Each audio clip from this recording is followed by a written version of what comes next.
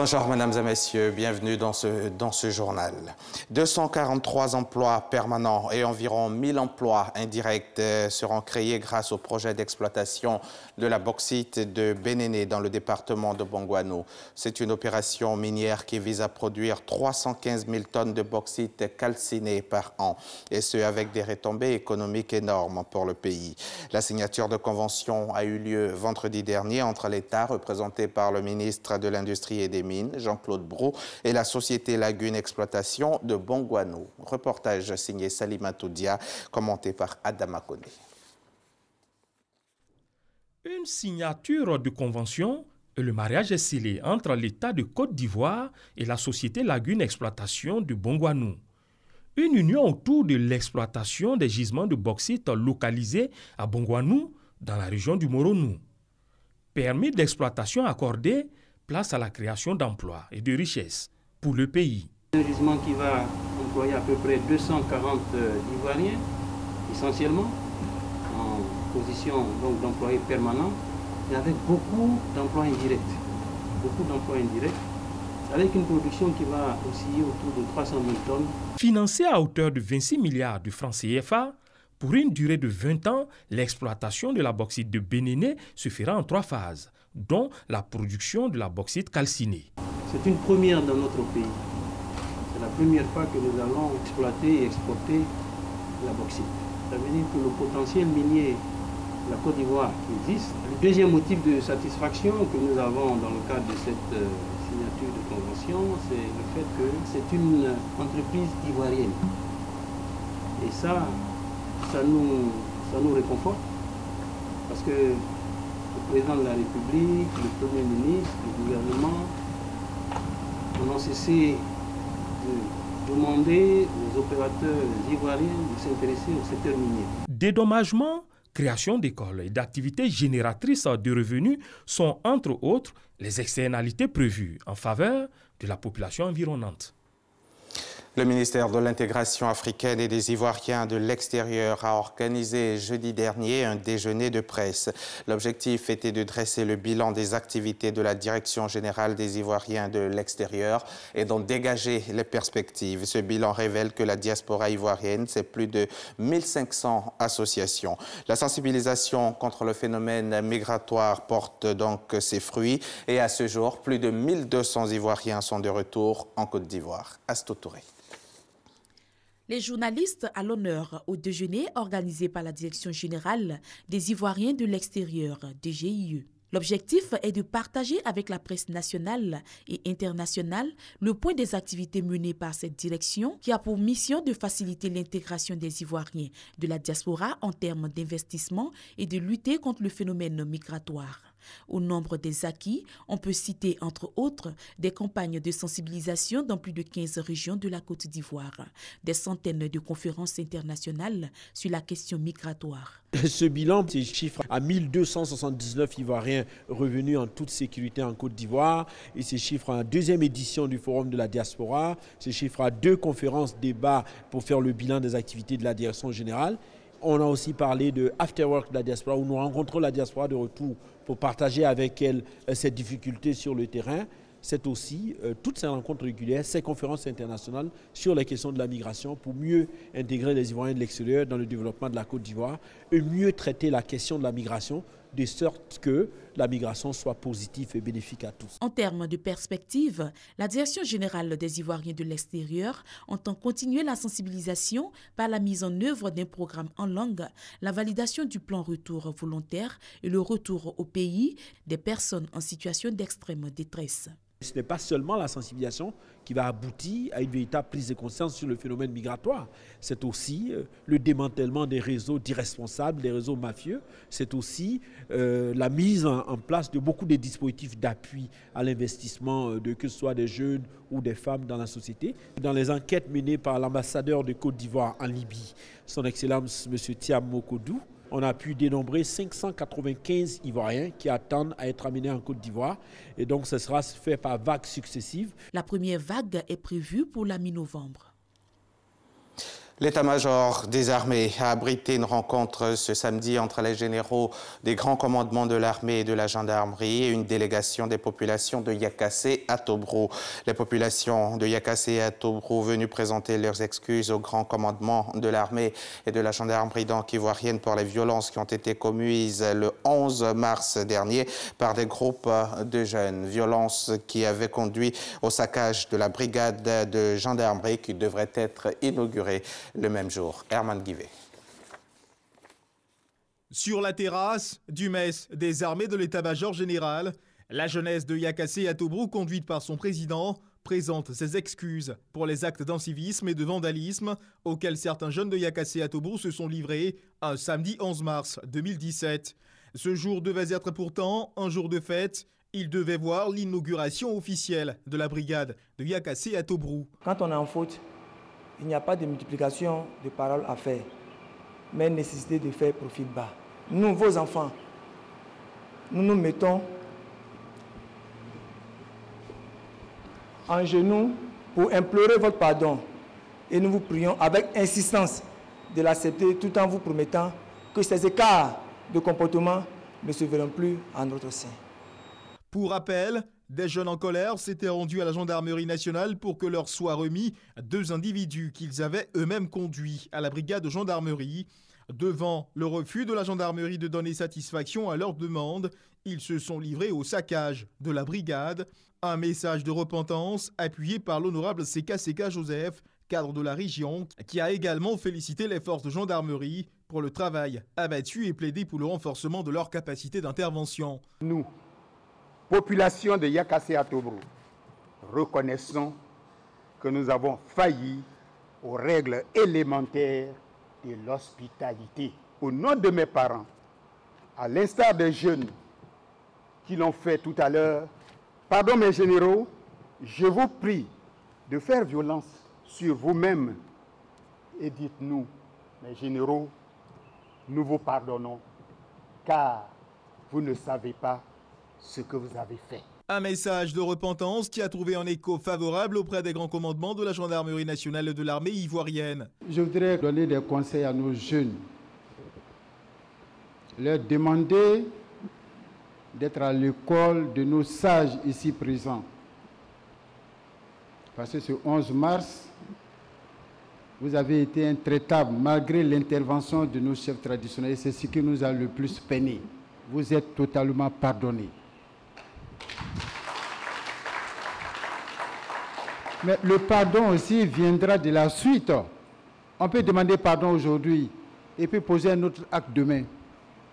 Donc le vrai pardon viendra après. Le vrai pardon viendra après. Ce que vous allez poser comme acte désormais au niveau de Yakassé à Tobrout, au niveau même de toute la région. Et j'insiste pour dire que vous devez être des agents de développement de votre région.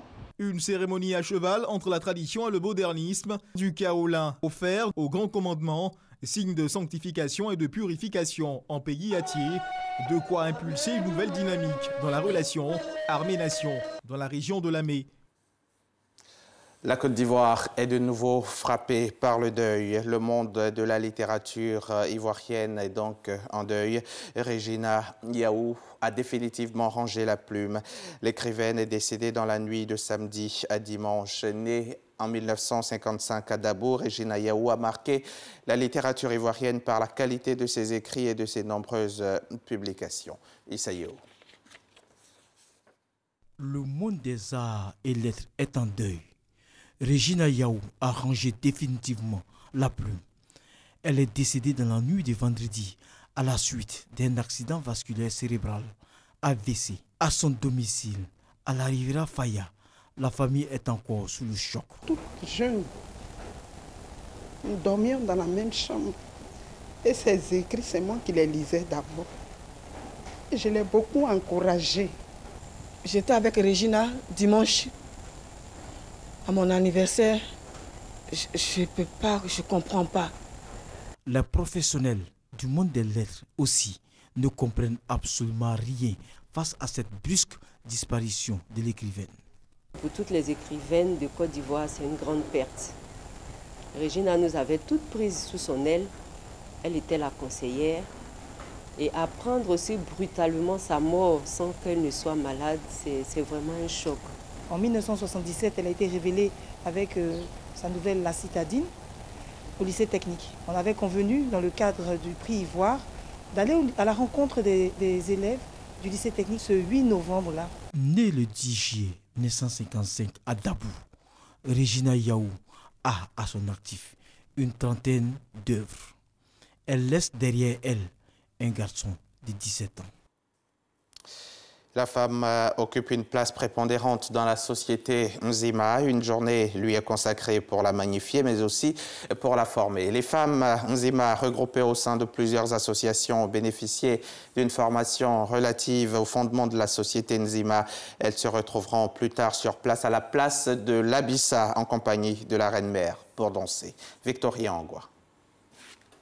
La bonne gouvernance, gage de l'épanouissement des femmes, thème de la journée de mercredi consacrée aux femmes de la communauté Nzima Kotoko de Côte d'Ivoire.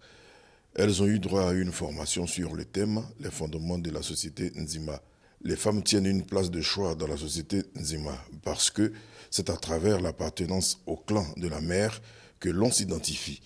Il est donc question qu'elles prennent totalement leur place dans la société. Pour cela, il leur faut connaître leurs origines et l'organisation sociale du peuple Nzima. Quand tous les membres d'une communauté, d'un peuple connaissent leurs origines, connaissent ce qui conditionne leur société, connaissent les fondements de ça, vous savez que vous aviez une société qui est pérenne. C'est une société donc qui va vivre, qui est fondée sur des bases solides parce que tous les membres ont une connaissance parfaite de l'organisation sociale de leur société. Les femmes présentes à la formation se réjouissent de la lucarne que leur offre l'Abissa. Ça nous a fait un bon enseignement et au sortir de là, nous savons d'où nous sortons. On a appris beaucoup de choses. On nous a parlé de cette famille, il y a certaines choses que nous ne savions pas, les jumelages des familles. La conférence a répondu à un de nos objectifs principaux qui est la connaissance de nos us et coutumes Nzima. C'est justement l'ensemble des associations des femmes qui se retrouvera quelques heures plus tard sous la place de l'Abissa. Association Konyele, Aboussoin de France, les femmes Nzima de Côte d'Ivoire, Meyébie, Association Konyele, Aboussoin de France, les femmes de Grand Laou, Meyébie, les femmes Nzima de Côte d'Ivoire, les enfants Konyele vont prester sous le regard de la reine-mère Nguetia Ebadeu.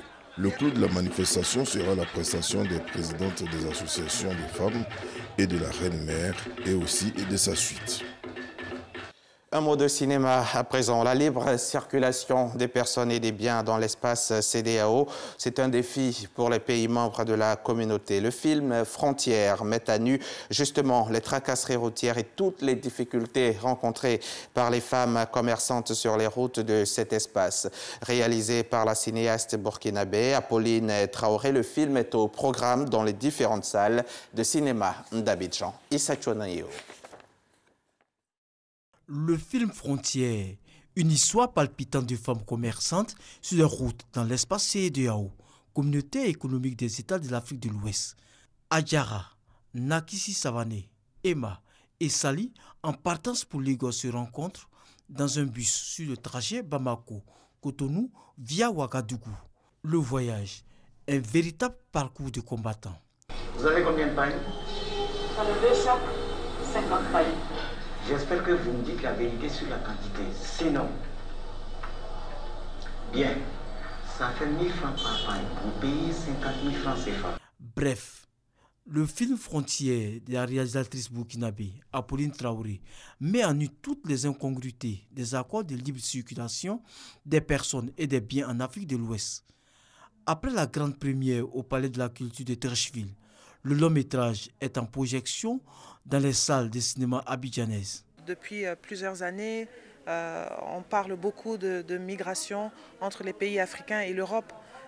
Mais on a déjà un vrai problème ici entre nous, pays de la CEDEAO, où normalement on devrait circuler librement. L'actrice Sali ne cache pas sa satisfaction d'avoir joué dans le film. Moi-même, après ce film, je ne peux pas faire du commerce, vraiment. Même si je veux le faire, ça ne sera pas par la route. Fiction certes, mais frontières ne laissent personne indifférent. Que je suis une commerçante, c'était vraiment une réalité qu'ils ont fait passer. Ce film retrace tellement de choses. Tout le parcours de nos mères qui vont dans les pays de la CEDEAO pour donc avoir leur liberté et pour être autonomes. Ces femmes sont confrontées à beaucoup de difficultés. Et donc il y a l'état de la route, il y a donc des dames qui dorment à des frontières, des femmes qui sont soumises à beaucoup de désidérata. Film dramatique et de sensibilisation, Frontières reste dans les salles de cinéma à Abidjan jusqu'au 16 novembre prochain. Un mot d'actualité internationale pourrait fermer ce journal. Sachez que la Fédération internationale des sociétés de la Croix-Rouge et du Croissant-Rouge a révélé que plus de 5 millions d'euros, soit plus de 3 milliards de francs CFA, avaient été détournés en Afrique de l'Ouest. Ces fonds affectés à la gestion de l'épidémie d'Ebola entre 2014 et 2016 ont été détournés en Guinée, au Libéria et en Sierra Leone avec la complicité d'employés. Dans un communiqué, l'organisation se dit outragée par la découverte de ces fraudes et déterminée à poursuivre les personnes impliquées. Et puis, pour terminer, le Premier ministre libanais Saad Hariri a démissionné de la présidence du gouvernement. L'annonce inattendue a été d'abord rapportée par la chaîne saoudienne Al Arabiya alors que Saad Hariri se trouve actuellement en Arabie saoudite, sa deuxième visite en 5 jours. Le Premier ministre a accusé le mouvement armé Hezbollah et son allié iranien de mainmise sur le Liban et en disant craindre pour sa vie. L'Iran a immédiatement réagi. Le porte-parole de la diplomatie iranienne, Bahram Khamessi, a accusé Saad Hariri de répéter les accusations sans fondement et irréelles des Américains et des Israéliens contre l'Iran. C'est la fin de ce journal. Merci de l'avoir suivi et bonne suite des programmes sur la chaîne qui rassemble.